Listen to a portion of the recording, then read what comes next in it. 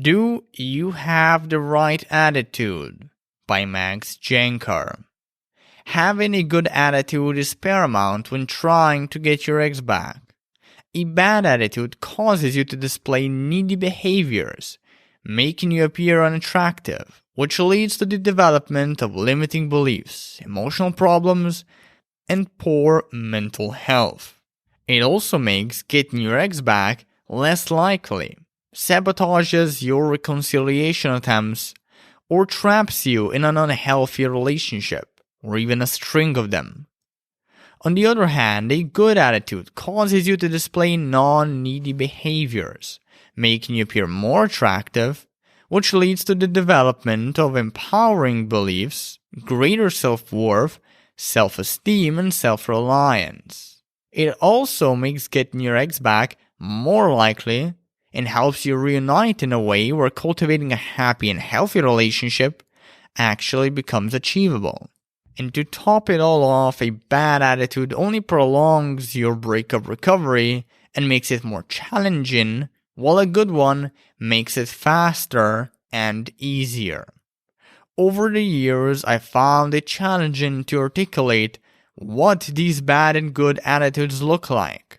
I didn't know how to describe them in a way that felt accurate and real. Fortunately, I have my readers. Below are two descriptions they shared with me. The first clarifies what a typical bad attitude looks like, and the second, what a typical good attitude looks like. An example of a bad attitude, from one of the readers enrolled in my Radical Reattraction course. Quote, I am and have always been willing to do anything for my ex. She told me earlier that day how she loved me and was excited to move away with me, without a hint of deception in her voice. Trust me, she's a bad liar. We were together for almost 3 years, which is the longest she's been in a committed, non-abusive relationship. And she's the first relationship I've been in, period. I just feel so desperate, but I don't want to push that on her. I want to give her space she needs, but she is the one I want. I need to do anything and everything I can to get her back, no matter how long it takes. It's almost impossible to think about improving myself for me. All I can think about is her. When should I reach out for another chance? An example of a good attitude, from one of the readers who bought my email consulting. First, I'm very proud of how I'm handling the breakup. I feel good, and I have never worked so much on myself literally my whole life. Second, for the first time, I understand the reasons for the breakup. I also 100% accept that I made enormous mistakes in the relationship, identify them, and bear responsibility for them. Third, I actually wish nothing but the best for my wife, to a point where a few weeks ago I thought I heard she had a new boyfriend, and instead of losing my mind over it, I simply thought, I'm happy she's happy. I think this is the first time I actually love someone in a healthy way. And also, the first time I know I would be totally fine if we didn't get back together. I do believe we could do something amazing together though. The big shift.